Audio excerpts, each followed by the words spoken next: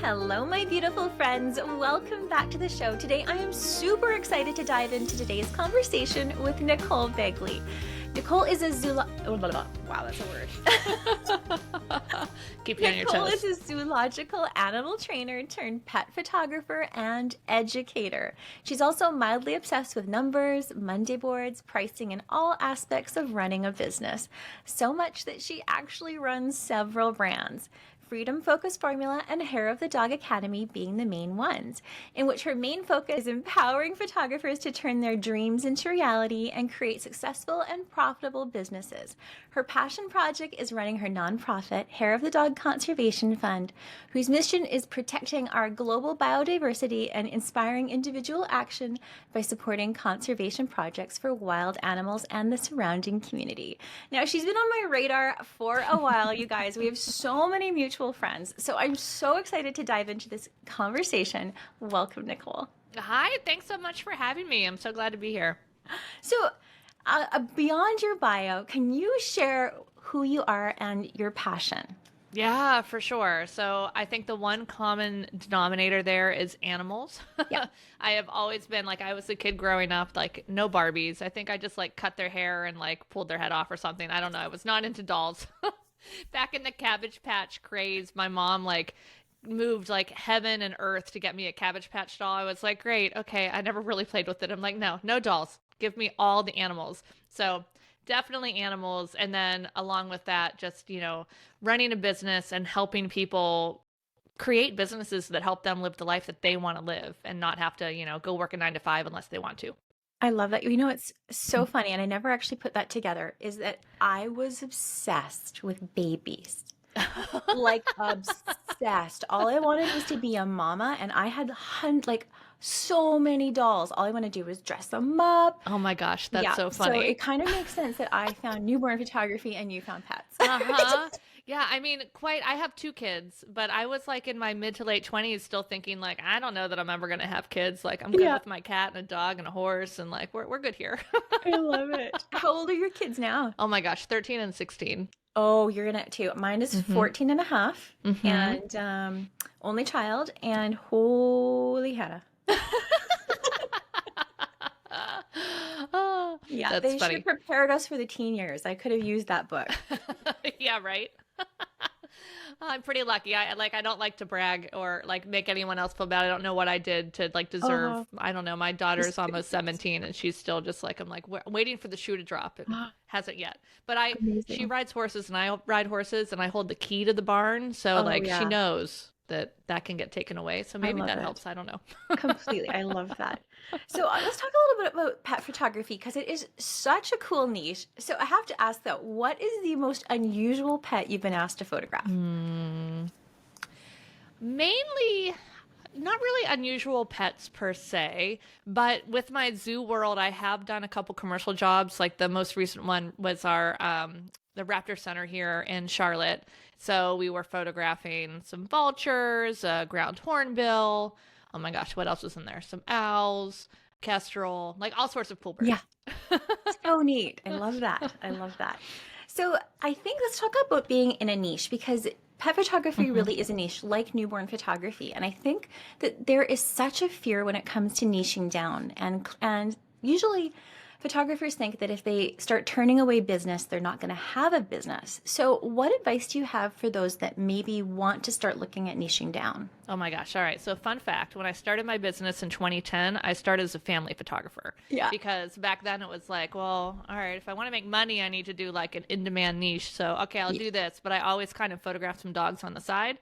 And then fast forward to 2015, where, I was running a business that was very profitable, very successful, probably 50% families, 50% pets. But I wanted to grow the pet side. I wanted to start helping more pet photographers. And I knew that I had to let something go. Yeah. And that for me was the families. And it was the hardest decision I've ever made because I liked it.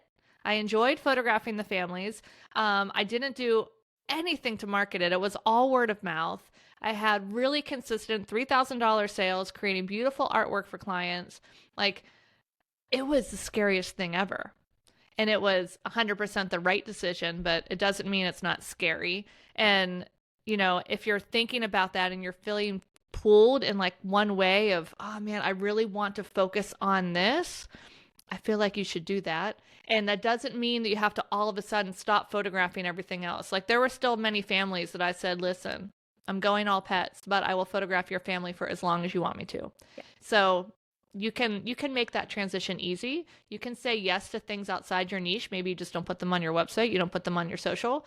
But, if you're feeling called from one particular spot, then you become that master in that spot, and other people looking for a pet photographer or a newborn photographer in their market are likely going to choose a specialist over someone that's like, I specialize in weddings, high school seniors, newborns, bar mitzvah, blah, blah, blah. Like, and they list 10 different things. Yeah. Yeah, completely. I totally agree. I love that you mentioned $3,000 sales, and I'm sure you've continued doing that in the pet world too, and that's what you teach your students. So I think there's really a big misconception. I think there's really a big misconception about what clients will pay, and maybe mindset shifts that have to occur when it comes to pet photography and pricing. So can you maybe share some mindset shifts that those that might be interested might want to have in order to get into this niche? Yeah, absolutely. And really, these are the same mindset shifts for any niche. It doesn't matter. Number one, I don't care which niche you're in, there is definitely an opportunity to have high level service and sales and serve a high level client. It doesn't matter if you are in a market that has, a luxury car dealership within a couple hours drive. You don't have to serve your like teeny tiny town. Like, is there a town an hour away that you want to pull your clients from? As long as there is some disposable income somewhere drivable to you, you can 100% have a luxury business. So I think the most important mindset shift is that we are at that point selling something other than photography, and we are there for service. And that is what our clients are paying for, and they are happy to pay. One thing that helped me was to think about something that I was really excited to purchase that might have been a little bit of a stretch, that was like a little bit of a scary purchase, but I was really excited about it. And drop down into that feeling, and that's what our clients are feeling when they're going to invest money with us. Like, they might be a little nervous about it, but they're also really excited, and they're going to love the end product. So just being able to believe that you're creating this beautiful opportunity for them to create something that they're going to love for the rest of their lives, I think allows us to kind of tap into that service place and stop thinking about ourselves, because no one's thinking about us except us. So we need to get out of thinking about what everyone's thinking about us, because they're not. They're thinking about themselves. 100%. It always reminds me of, I went to, we love to go to all-inclusive resorts, and you know how they have like the photographers there? Yeah. And so they like stop you on the beach and you get your family photo done and you do a bunch of poses and all that kind of stuff. And then you go and find out how much it actually is. And your mind, you're like, it's like $50 to $100 an image. And you're just like, what? And then you're like, oh, like reality check. Like, if you guys can charge this, and I don't want to knock the photographers, it's not that great photography. Yeah, like, right. Yeah. Right. But because it's our memories and our experience, like we want to hold on to that, and we will pay what we pay. And I think like I remember having that the first, I think I was been in business maybe 2 or 3 years, and I sort of had that come to Jesus moment. I was like, if I'm willing to pay this for this experience in Mexico, like imagine the experience with a newborn or even a pet. Like, we just lost our cat, and like what I would have given to have those memories forever. Like we forget to think about the importance when we're thinking about money, I think. Yeah, absolutely. One other point I want to make with that too is, especially when I was starting and I'd go to like these big industry conferences, and like, these older men that have been in this business for a long time would say to me like, oh, how cute, you photograph dogs. My pet averages were always the same, if not more, than my family clients. My pet sales have been certainly the top 10 of my career of sales. So pet people will spend money on their pets. They 100% do. And a lot of the times they're families that have maybe chosen to not have children, and these are their babies. Yep. Right? Like Yeah. it's such like I really think, because I'm in Canada and I don't know a lot of pet photographers up here. Yeah. And I'm like, oh man, this is such an untapped market. Well, Like, and there's such an interesting untapped market that combines family photographers and pets. Like if you're a yes. family photographer that wants to learn more about photographing pets, Yeah. untapped market. Yeah. You know, I would always encourage my families to bring their dog, and when you're able to capture great expressions of the dog and the kids and the whole family, like, oh my gosh. Yeah, winning. Yeah. I've done a few where we've done it where I would just set my camera on like just blast and have the dog running at the camera. Yep. And they're the best photos because you get like the in motion like flapping of the jowls. Yep. Yep. The ears are everywhere. Yeah. Yeah. So great. So how do you approach capturing the personalities and the unique traits of pets in your photography sessions? Yeah, well, really, it's all about getting an understanding of the natural behavior of how these animals communicate and how to work with them. Because most important, you know, just like with newborn photography, there's a safety aspect, but there's also like, how do I calm a soothing or calm a crying baby? How do I like keep the energy of the dog calm? So it's very similar, totally different.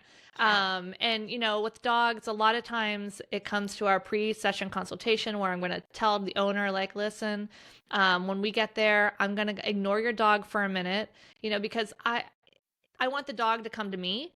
So it's not me like, oh my God, even though I want to like scream, oh my God, and like mush his face off. Like if somebody did that to my dog, my dog's people reactive, that would not go well. So, you know, it's setting up the expectation of how it's going to be there. And I'm be like, listen, I really love your dog, but I'm going to act like I don't because I want him to come to me on on his terms. And then I want all treats during the session really to come for me because they already love you and I need them to love me. So I'll start being the treat lady. I'll make sure they're comfortable with the camera. And then the key for getting those expressions is really have everything set up. You can have them on leash. 90% of the dogs I photograph are on leash because they're flight risks or anything else. And get everything set. And then you have a squeaker, hunting calls. The distressed rabbit is the best one. It's like a hunting call for like coyotes or something. But it's such a random novel noise and you can make a whole bunch of different noises with it. And the dogs are like, oh, yeah. And they just immediately start to perk their ears and turn their head. And, you know, and as we work through the session, I just try to get a lot of different expressions, some with the mouth open and smiley and the tongue out, some with the more serious face. We try to get some of that action shots that you talked about, images with their owners, you know, kind of more, what's the classic ones where everybody's looking, but also like more relationship ones where it's, you know, the hands or just the legs or, you know, the owner's in it, but out of focus. So yeah, that's kind of how I work through. I love that. It reminds me a lot of toddlers, actually. Yeah, 100%. Very similar. So funny. Now, with toddlers, sometimes they don't cooperate. Do you ever run into an uncooperative animal? Yeah, and really it just becomes, you know, the toddlers and the animals are a little bit different where the toddler actually can be like digging their heels in and wanting to be uncooperative. Yeah. The dog, usually there's an underlying something else going on, right? They're scared, they're confused, they're just like overwhelmed. So, you know, I look at that as, all right, let's take a step back. What do I need to do to make this dog feel more comfortable? So being familiar with the different types of body language dogs might exhibit that I can see like, oh, this dog's super comfortable. Oh, this dog's starting to get a little bit nervous. Oh, this dog's getting really nervous.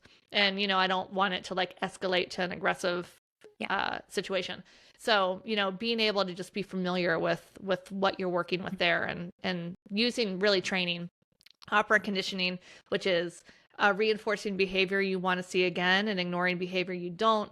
If anybody out there wants to get a handle on how to train animals, children, spouses, there's a book called Don't Shoot the Dog by Karen Pryor. It's a really easy read and it gives you all the basics of like basic operant conditioning training. It's fantastic. Interesting. I'm totally going to get it. Yeah. That's going to be like, you had me why do I want to do this every time you say this word? Oh, yes. You are conditioned now.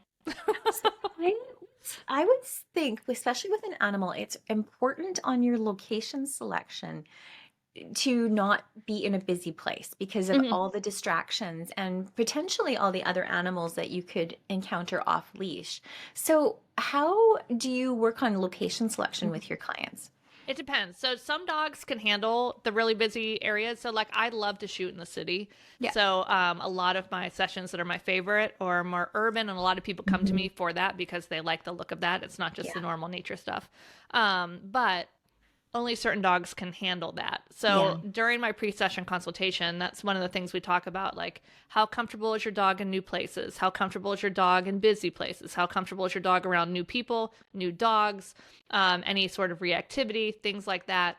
And then we'll choose a location based on the dog's behavior. So if it's a dog that's dog reactive or people reactive, like I'm going to go for a place that's not very busy. Or if they're set on downtown, like we're going to do a morning session on a Sunday morning because then it'll be really quiet. So it's really just having a plethora of options to get the type of images the clients want in ways that are not, that are conducive for whatever the dog needs.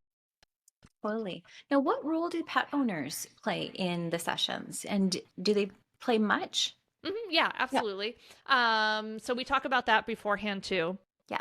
And I tell them, like, this is the golden rule for owners is like, listen, do not try to get your dog's attention because I'll be taking a Yeah. photograph and they'll be like over next to me and they'll be like, Fido, Yeah. look And over he's like, there, look over there. I'm like, you're just causing them to look at you. yeah. Or, they think that they're helping, Yeah. and they want their dog to behave for you because this is one of the biggest objections people have before they book a pet photography session, and that is that my dog's not going to behave, and then they're going to feel embarrassed if they feel like their dog's not behaving. So that's something that we talk about too during the consultation. I'm like, listen, your dog's going to be a dog. It's fine. I have 100% photographed worse. You're going to feel like the session's not going well. I can assure you it is.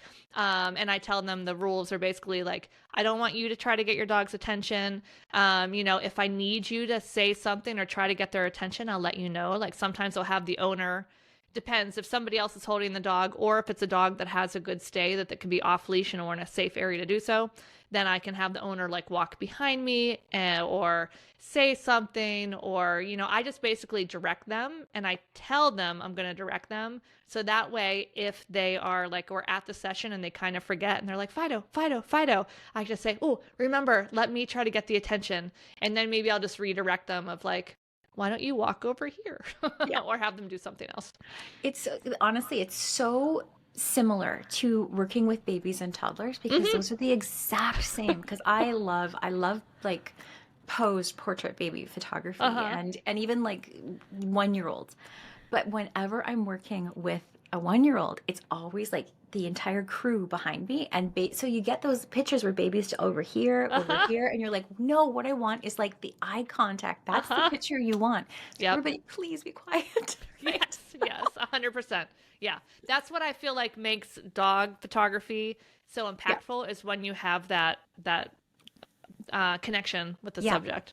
Yeah. Yeah. I love that. I love that. So, can you share any memorable experiences or stories from your pet photography sessions that really stand out for you? Oh man. Um I think one of my favorite times was a workshop that I was teaching, and we did it in Costa Rica, and it was incredible. And so we need to find like 30 to 35 dog models for these workshops. And so we reached out to a local rescue that was run by two expats down near Manuel Antonio, and they helped us organize our dog models. But on our last session, we actually went to where they, had their little shelter.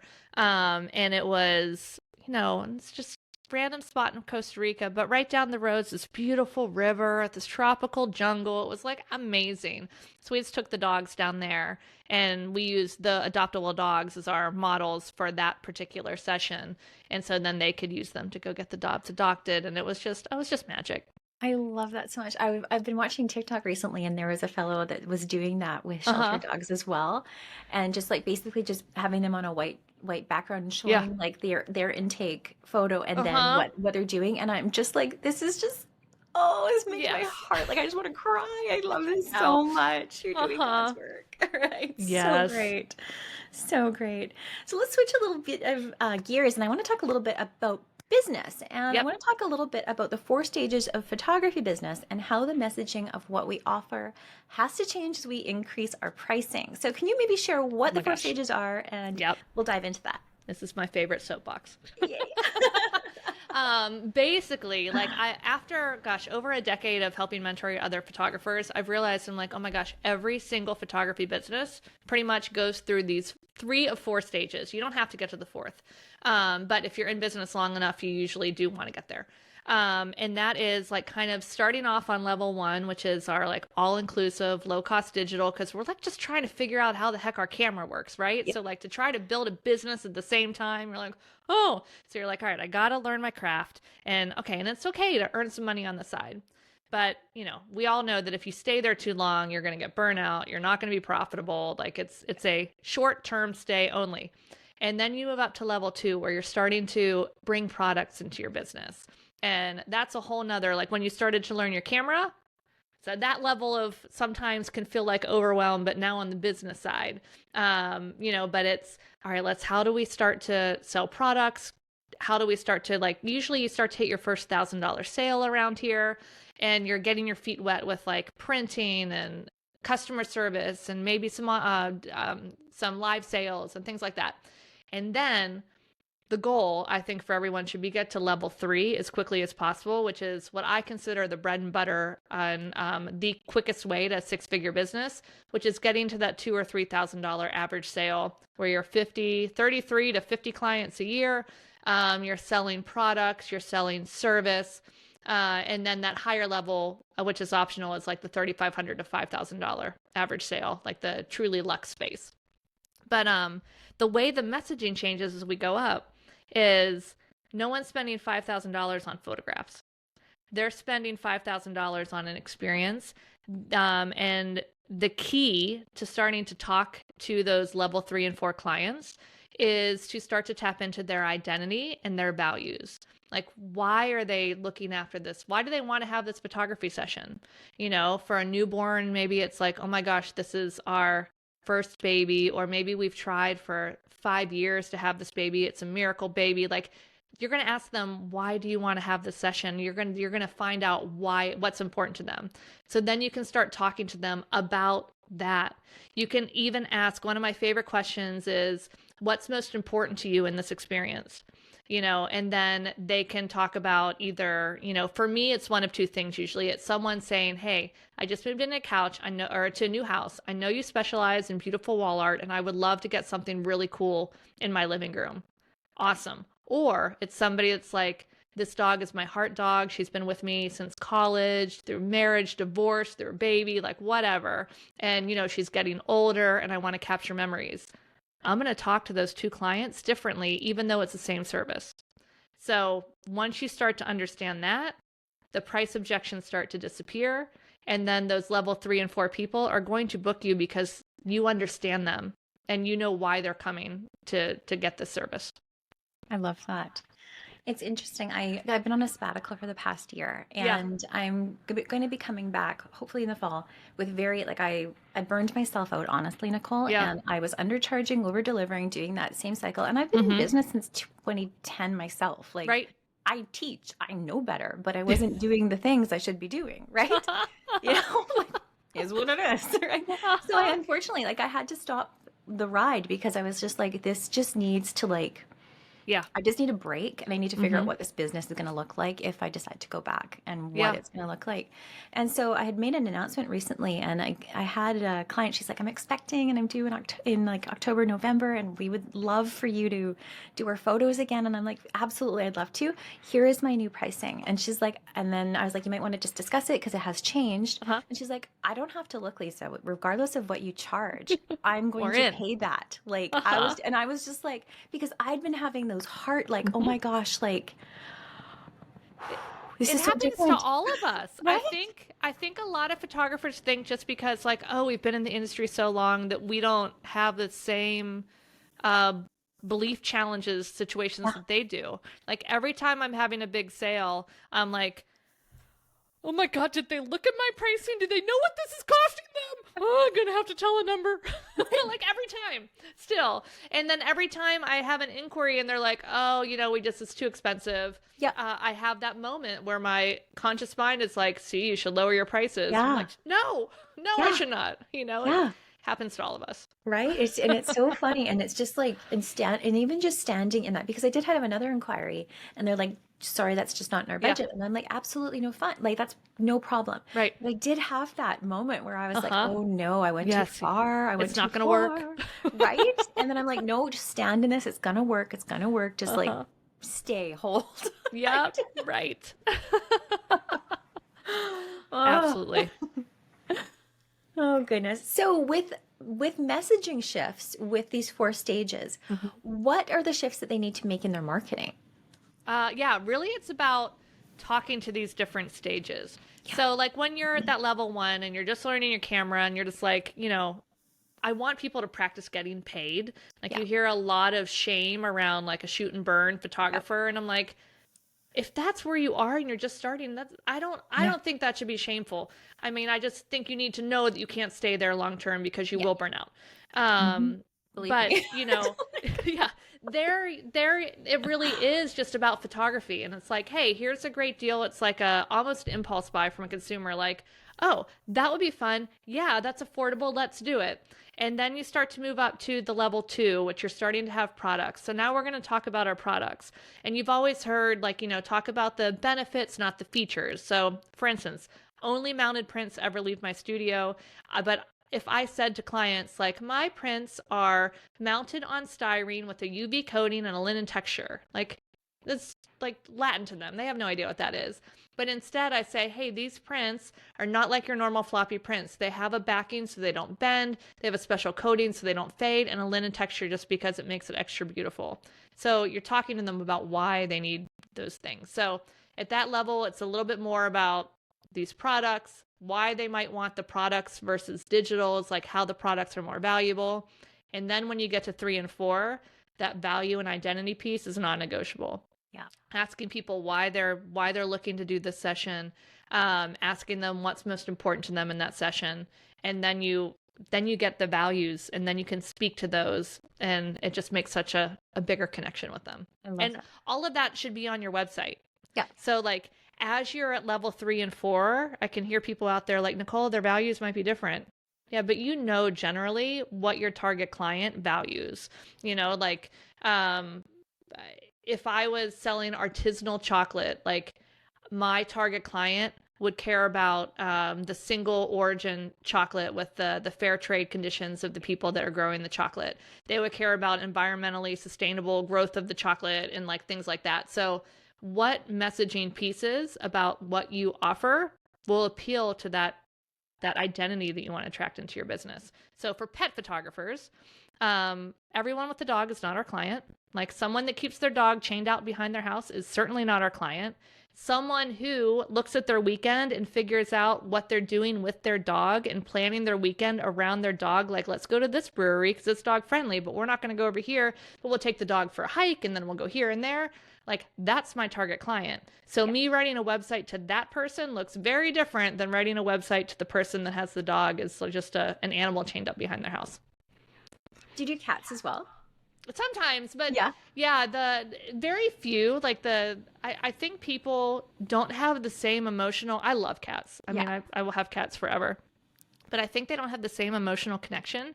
Yeah. And I think they also think that the cat won't participate because it is a whole different ball of wax. I mean, I used to, when I would do cat sessions, I would basically tell them, I'm like, listen, like a newborn session. Now here, like, I don't know, it could be 45 minutes, it could be 3 hours. We don't know.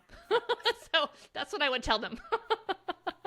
I love it. We have, we've got a 27-pound Maine Coon. Oh. And he's a Maine Coon ragdoll. And they're like, we've got 2 of them. And when I shoot at my home, especially outdoor sessions, they photobomb every single session. They oh my God, I love it. Everybody's family photos.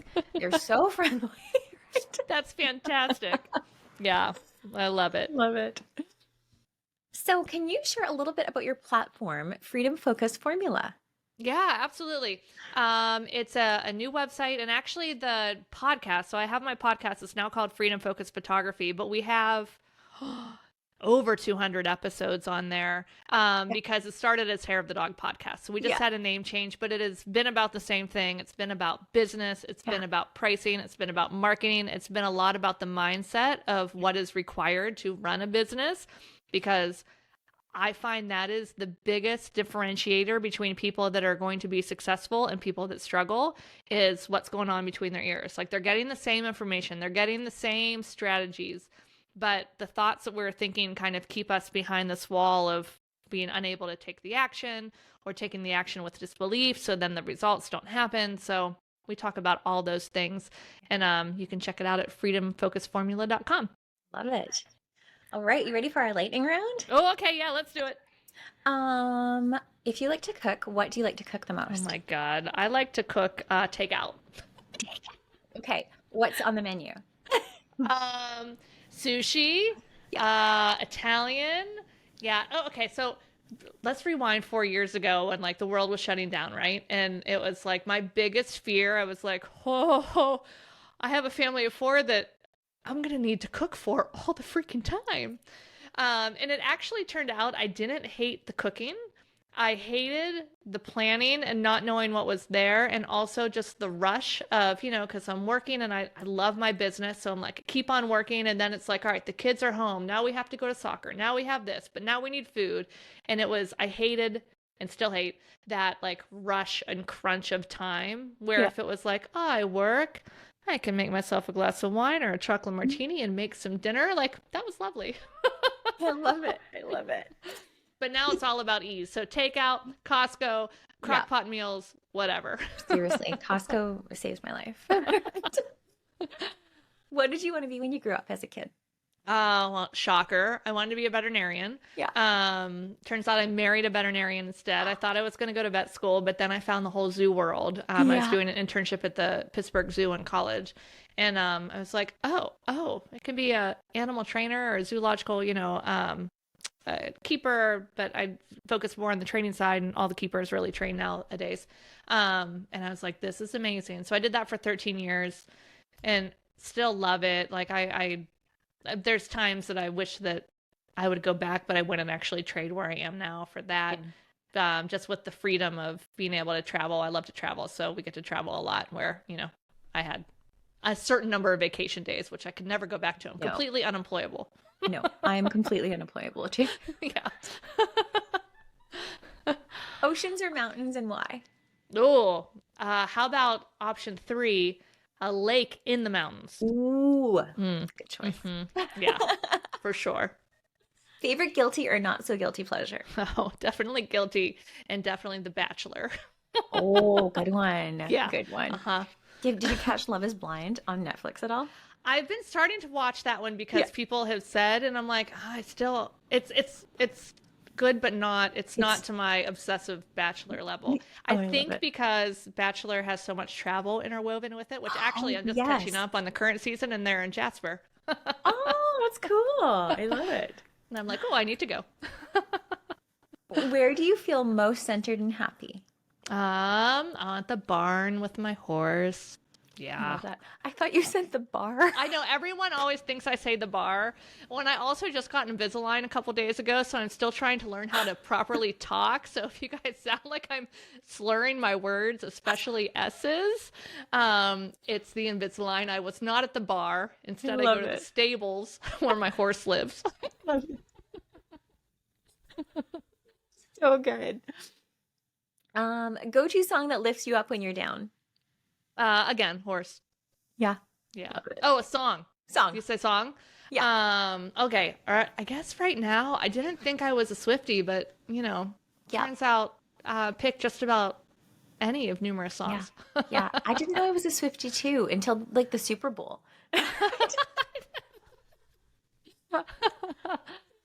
I was watching with my in-laws and we get there and everyone's like, who are you going for? I'm like, I don't know who's playing, but I'm going for Taylor Swift's boyfriend's team. And I'm like, he's going to win. He's got to win. And like the whole time they're like, they're not going to win. They're not going to win. I'm like, they're going to win. And they gonna won. watch.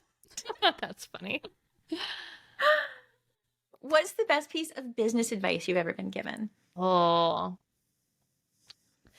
I think probably a combination, maybe something about, well, this is one of my favorites too, is what got you here won't get you there, which is just like, I see so many people trying the same thing and the same thing and the same thing, where you just have to shift. And maybe you don't have to shift much, but you need to shift something. And often it's a thought. Yeah, I completely agree. Yeah. What advice would you have for someone who's just starting out? Oh, this is good. Number one, don't be too like concerned on your timeline. Like stop looking at everyone else and thinking I should be here by now or I should be further along or any of those shoulds, because you are where you are and that's fine. That's your own journey, that's your own time frame. And then along with that, like, oh my gosh, I still invest heavily in education. Like I am in a mastermind every year that costs quite a bit of money. Like I will not do it. Like it is so helpful. So like just being able to earn some money. That's why I'm so adamant that like you're just starting out, like let's put together something really easy, low cost, make some money so you have some money to invest in your business, not just on gear, but definitely education as well. Love that. So where can your listeners learn more from you? Oh, sure. Yeah. The Freedom Focus Photography podcast on anywhere that you listen. And then if you want to connect with me on Instagram, I am Nicole Begley Official. And yeah, various websites, hairofthedogacademy.com, freedomfocusphotography.com, or no, freedomfocusformula.com, and hodconservationfund.org if you want to check out the nonprofit. Love it. And you're actually going to be coming to teach for the Milky Way for the next family retreat. So can you share a little bit on what you're going to be teaching our students? My gosh, if you're interested in learning to add in that furry set to your family sessions, you're not going to want to miss it, because we're going to be talking about all those different things that you need to know to prepare for those sessions and how to work with the dogs and the families together, because it quite literally is a different animal. Love it. I'm so excited about this topic. Can't wait to have it. Yay. So I love to end my interviews just with this last question, and it is, what are you currently curious about or artistically curious about? Oh man, let's see. I'm